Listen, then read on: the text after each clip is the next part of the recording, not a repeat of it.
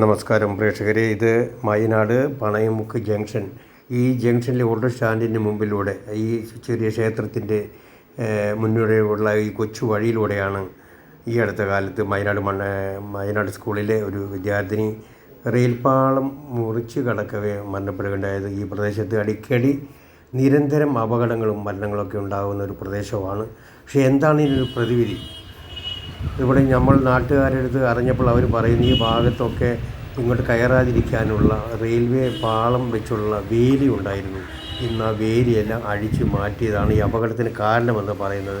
എന്തായാലും ഇപ്പം ഇന്ന് ഈ റെയിൽവേ ഗേറ്റൊക്കെ അവിടെ എന്തോ നിർമ്മാണ പ്രവർത്തനം നടക്കുന്നുണ്ട്, അടഞ്ഞു കിടക്കുകയാണ്. അപ്പോൾ അതുകൊണ്ട് ആളുകളൊക്കെ ഈ സൈക്കിളൊക്കെ ഈ പാളം വഴി ജനങ്ങൾ നടന്നു പോകുന്നതൊക്കെ ഇതിലെയാണ്. ഇതിനൊരു പരിഹാരം എന്താണെന്നാണ് ഇവിടെയുള്ള ഒരു വ്യക്തി നമ്മുടെ അടുത്ത് പറയുന്നത്. ഇത് കേട്ടിട്ട് വരാം. ഇവിടെ ഈ നിരന്തരം അവിടെ നടക്കുന്നൊരു മേഖലയാണ്. ഇവിടെ റെയിൽവേ ഗേറ്റിൻ്റെ അറ്റകുറ്റപ്പണികൾക്കായി നിരന്തരം ഇവിടെ ഗേറ്റ് അടച്ചിടുന്നൊരു സാഹചര്യമുണ്ട്. അപ്പോൾ ഈ പണയൽ ജംഗ്ഷനിൽ ഇറങ്ങിയ യാത്രക്കാർ ഈ 2-ാം നമ്പർ പ്ലാറ്റ്ഫോമിൻ്റെ സൈഡിൽ കൂടെയാണ് ക്രോസ് ചെയ്ത് വയനാട് ചന്തമുക്കിലോട്ട് പോകുന്നത്. അപ്പോൾ നേരത്തെ ഇവിടെ ഒരു പാളം വെച്ചുള്ളൊരു വേലി ഉണ്ടായിരുന്നു. റെയിൽവേ പ്ലാറ്റ്ഫോമിൻ്റെ പുനർനിർമ്മാണമായിട്ട് ബന്ധപ്പെട്ട് അത് ലോറി വരുന്നതിൻ്റെ സൗകര്യപ്രദമായ രീതിയിൽ അവർ ഇത് ഇളക്കി മാറ്റുകയാണ് ചെയ്തത്. ഇപ്പം പണി എല്ലാം പൂർത്തീകരിച്ചതിന് ശേഷവും ഇത് പുനർനിർമ്മിച്ചിട്ടില്ല. അപ്പോൾ അത് വളരെ അപകടം ഉണ്ടാക്കുന്ന ഒരു എല്ലാവരും ഇപ്പോൾ നേരിട്ട് ഇപ്പോൾ പാളത്തിലോട്ട് പോകണോ, ഇറങ്ങി പോകണോ? ഇപ്പോൾ ഈ ചന്തമുക്കി വരുന്ന യാത്രക്കാർ നേരെ ഈ പാളത്തിലോട്ടാണ് വന്ന് കയറുന്നത്. മുമ്പാണെങ്കിൽ പറ്റത്തില്ലായിരുന്നു പോകാൻ അല്ലേ? അല്ല, നേരത്തെ ഈ വേലി ഉള്ളതുകൊണ്ട് അത് ബുദ്ധിമുട്ടായിരുന്നു, പോകത്തില്ലായിരുന്നു. നേരെ അവർ ട്രെയിൻ വരുന്ന ദൂരം ഒന്ന് ശ്രദ്ധിച്ച് നോക്കിയിട്ട് പോകത്തുള്ളായിരുന്നു. ഇപ്പോൾ നേരെ ഒന്ന് പാളത്തിലോട്ടാണ് കയറുന്നത്. വലിയ അപകടം ഇനി ഉണ്ടാകാൻ സാധ്യതയുണ്ട്.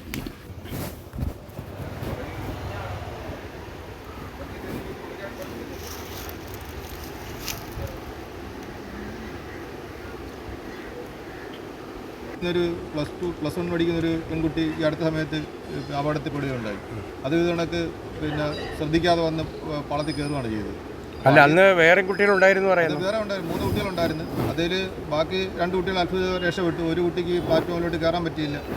അങ്ങനെ ഒക്കെ ഒരു വളരെ ഒരു പ്രയാസകരമായിട്ടുള്ള സംഭവം ഒന്നും ഉണ്ടായിരുന്നു.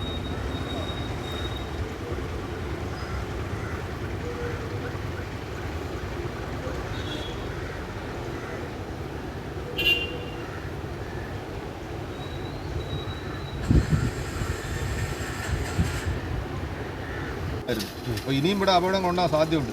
ഇപ്പം തന്നെ റെയിൽവേ ഗേറ്റ് അടച്ചിട്ടില്ല. ഇന്നലെ അടച്ചിരുന്നു, ഇന്നും അടച്ചിരുന്നു. കുളങ്ങര ഗേറ്റ് വഴി പോകാനും പറ്റുന്നില്ല. അവിടെ റോഡിൻ്റെ പണിയായിട്ട് ബന്ധപ്പെട്ട് അവിടെ അടച്ചിരിക്കുന്നു. വയനാട് ആളുകൾ ഒരു ജയിലിലാകപ്പെട്ടാണൊക്കെ ഉള്ള ഒരു സ്ഥിതിയാണ്. നേർക്കും എങ്ങും പോകാൻ വയ്യ.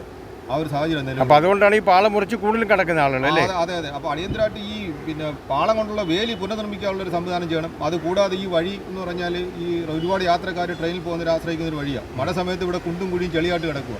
ഇപ്പോൾ ഈ ഉണക്ക സമയമായതുകൊണ്ട് വെള്ളമില്ല. അപ്പം ഈ അടിയന്തരമായിട്ട് ഈ പാളം മറ്റുള്ള വേലി ഒന്ന് പുനർനിർമ്മിക്കാനുള്ള സംവിധാനം ചെയ്യേണ്ടതാണ്. അപ്പോൾ ഈ ഇവിടെ മേൽപ്പാലത്തിൻ്റെ കാര്യത്തിനെ പറ്റി എന്താ പറയുക? അല്ല, മേൽപ്പാലത്തിൻ്റെ ഇപ്പം ഈ കടകൾ ബിൽഡിങ്ങുകളൊക്കെ ഇപ്പോൾ അവർ പൊളിച്ചുകൊണ്ടിരിക്കുകയാണ്. ഇതുമായിട്ട് ബന്ധപ്പെട്ട് ഈ മേൽപ്പാല നിർമ്മാണവുമായി ബന്ധപ്പെട്ട് അല്ലേ? അതെ. ഇപ്പോൾ ഏത് കാലത്ത് തീരുന്നാലും എന്തായാലും ഒരു പണി ആരംഭിച്ചിട്ടുണ്ട്. അതെ, പണി എന്തായാലും തുടങ്ങിയിട്ടുണ്ട്. പക്ഷേ ആ റെയിൽവേ മേൽപ്പാലം ഉണ്ട്, ഇങ്ങനെയുള്ള അപകടങ്ങളൊന്നും വരത്തില്ല. അതെ. അങ്ങനെ ഒരു പാലം നിലവിൽ വരുവാണെന്നുണ്ടെങ്കിൽ ആൾ യാത്രക്കാരെല്ലാം അതിലേ അങ്ങ് പോകുമായിരുന്നു. പക്ഷേ ഇത് ഇപ്പം ഈ ഒരു വഴിയിൽ ആശ്രയിക്കാൻ പറ്റുന്നുള്ളൂ. അപ്പോൾ അതുകൊണ്ട് അടിയന്തരമായിട്ട് നമുക്ക് ഈ പാളം കൊണ്ടുള്ളൊരു വേലി പുനർനിർമ്മിച്ചാൽ കഴിഞ്ഞു. പാളം ഇവിടെ തന്നെ കിടപ്പുണ്ട്, അത് ഫിറ്റ് ചെയ്താൽ മതി. കോൺട്രാക്ടർ ഈ പണി കഴിഞ്ഞ് ചെയ്യാമെന്നൊന്നും ഇവിടെ പറഞ്ഞിരുന്നു. പക്ഷേ അദ്ദേഹം പണിയെ കഴിഞ്ഞ് ബില്ലൊക്കെ പാസ്സായി പൈസ ഒക്കെ മേടിച്ചുകൊണ്ട് പോയെന്നാണ് തോന്നുന്നത്.